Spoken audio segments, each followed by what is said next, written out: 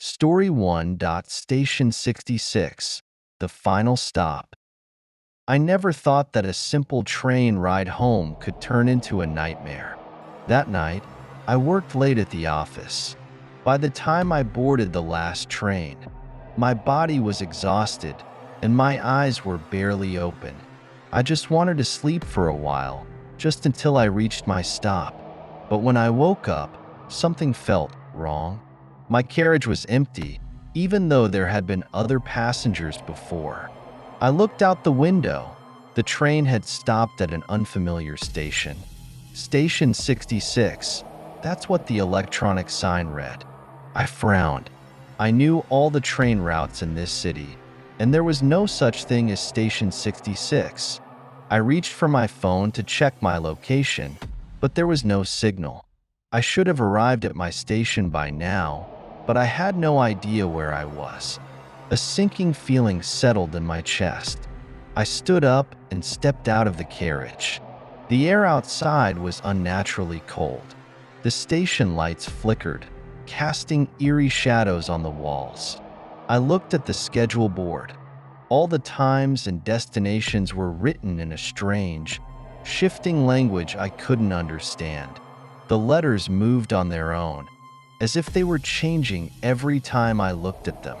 Suddenly, an announcement played over the speakers. "Attention passengers, the last train is about to depart. Please return to your carriage immediately." The voice echoed, but something was wrong. The tone, it wasn't human. I turned back and ran toward the train, but the doors had already shut. I pressed the emergency button, banged on the window, but then I saw something inside the carriage. A dark figure standing right where I had been sitting. The lights inside the train flickered, and when they came back on, the figure was closer to the window. Its face was indistinct, but I could feel its gaze piercing through me. I staggered backward, my breath hitching. The train started moving, leaving me stranded at this impossible station. I looked around, desperately searching for an exit. At the far end of the platform, a tunnel stretched into the darkness, covered in thick mist. There was no exit sign, just a void waiting for someone to step in. I had no other choice. I walked forward. The further I went, the quieter everything became. My heart pounded, and then, in the distance, I saw it. A towering shadow with glowing red eyes, waiting at the end of the tunnel. And when I turned to run, the way behind me had disappeared. I was trapped. Story 2. Midnight train to the wrong place. I still remember that night vividly. The night I boarded the last train and ended up in a place that should not exist. That day had been exhausting. I had just finished my night shift at a small cafe downtown. It was 11:45 p.m. when I ran into the subway station, hoping to catch the last train before I'd have to wait until morning. The moment I stepped into the carriage, the doors closed behind me with a soft hiss. The carriage was nearly empty. There was only an old man sitting in the corner, his head bowed in sleep, and a young woman typing rapidly on her phone. I chose a seat by the window, exhaling heavily, letting fatigue settle into my bones. The train moved, passing station after station. The outside lights flickered as we entered a long tunnel. I stared at my reflection in the window, fighting off sleep. But when I blinked, I noticed something odd. The reflection in the glass wasn't right. In the window, I saw myself, but there was a dark figure standing right behind my seat. My breath caught in my throat. My muscles tensed. Panicked, I turned around, but the seat behind me was empty. I swallowed hard, convincing myself it was just exhaustion playing tricks on me. But when I looked back at the window, the figure was still there, and this time, its head was slowly turning toward me. My heartbeat thundered in my ears. I stood up, walking toward the door between carriages, desperate to switch to another one. As I passed the young woman, I noticed something that made my blood run cold. Her phone was lit, but her fingers weren't typing. She was just tapping the screen repeatedly, like a broken machine stuck in an endless loop. I pressed the button to open the door to the next carriage. It didn't work. I pressed harder. No response. I turned back. The woman was now staring at me, her eyes empty. Ding! The station announcement rang out, making me jump. I quickly looked at the electronic screen above the door. We should have been a few stops away from my destination, but the display showed something that made my stomach drop. Final stop. I frowned. The station name was nothing but a row of dashes, unreadable.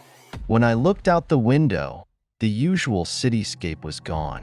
There was nothing outside but darkness. No streetlights, no buildings, no signs of life, only an endless void. I turned, hoping the old man in the corner could help me, but he was gone. His seat was empty, only his worn-out jacket neatly folded where he had been sitting. The air in the train grew colder. My breath came out in puffs. I tried to stay calm, to think of a way out. But before I could, the train suddenly screeched to a halt, throwing me forward. The doors hissed open. Outside, there was no familiar platform. The ground wasn't smooth tiles like in the city stations. It was rough, uneven stone, as if I had stepped onto an ancient, abandoned railway. The air smelled of rust and something worse, something rotting. Then I heard the voice, "Get out." It didn't come from the speakers. It came from inside my head. A chill ran down my spine. My feet moved on their own, stepping out onto the platform. As I stood there, I noticed something that made me want to run. The train had no driver. No one was in the control cabin. No levers, no buttons, nothing. As if the train had been moving on its own. I turned, scanning my surroundings. The station was deathly silent. The only light came from an old, flickering lamp, casting eerie shadows on the walls. My eyes landed on a rusted departure board, barely hanging onto the wall. I stepped closer to read it, but what was written there made no sense. Next train, go back or stay. A shiver ran through me. What did that mean? Then, in the distance, I heard them. Footsteps. Not one or two, but dozens. Like a crowd was approaching, or something much worse. I turned back, running toward the train, but the doors had shut. I pressed the button frantically, banged on the glass, screamed, but the train didn't move. The footsteps grew louder. I spun around, and under the dim, flickering light, I finally saw them. They weren't people. They had human-like bodies, but no faces, just hollow, gaping voids where their eyes and mouths should have been. They moved with twitching, unnatural jerks, as if their bones weren't connected properly. I screamed. At that moment, the train's horn blared, and the doors suddenly slid open. I lunged inside, collapsing onto the cold floor. The doors shut just as the faceless creatures reached the platform. The train jerked forward, speeding into the tunnel. I sat there, panting, my heart still hammering against my ribs. The electronic display above the door flickered again. Train to go back. I didn't know what had just happened.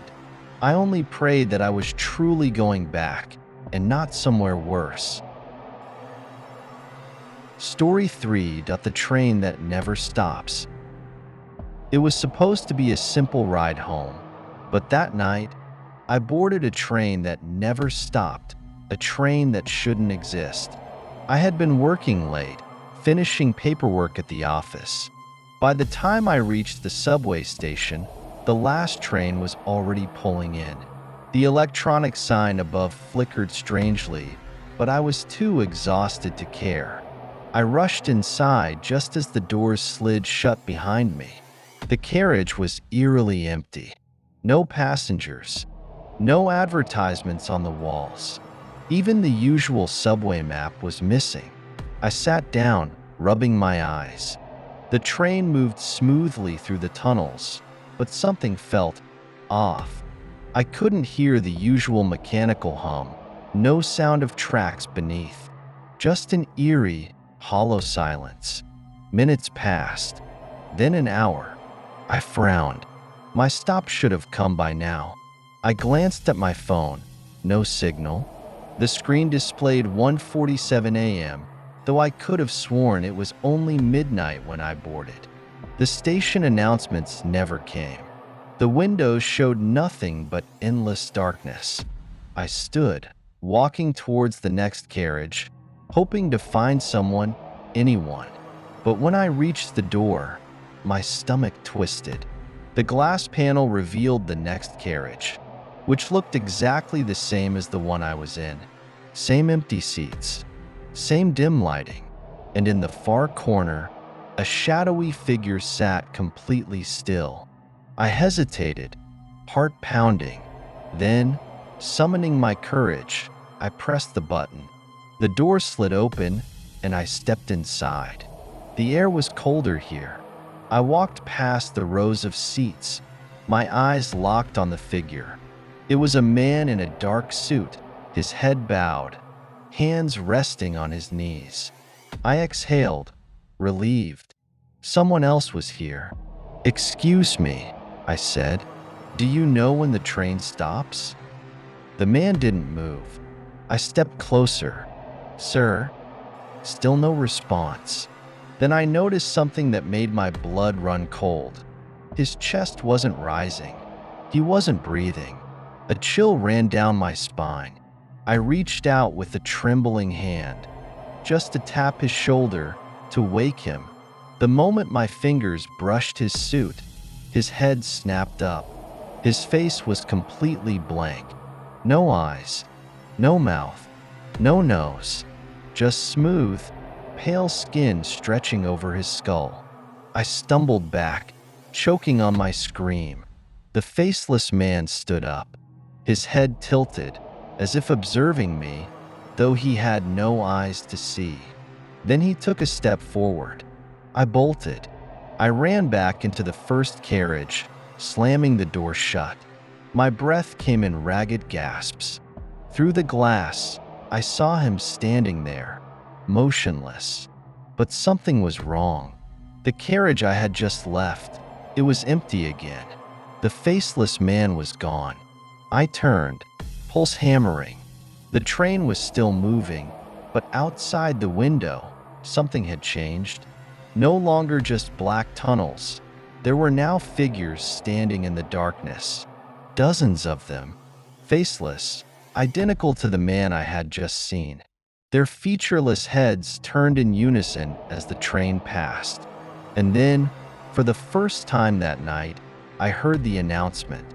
Next stop, nowhere. I broke into a cold sweat. The lights flickered. The air grew colder. I needed to get off. I needed to get out. I ran to the emergency stop button, slamming it desperately. Nothing. The train slowed. Through the window, a station appeared. A place that should not exist. The platform was crumbling, covered in dust and decayed signs written in a language I couldn't recognize.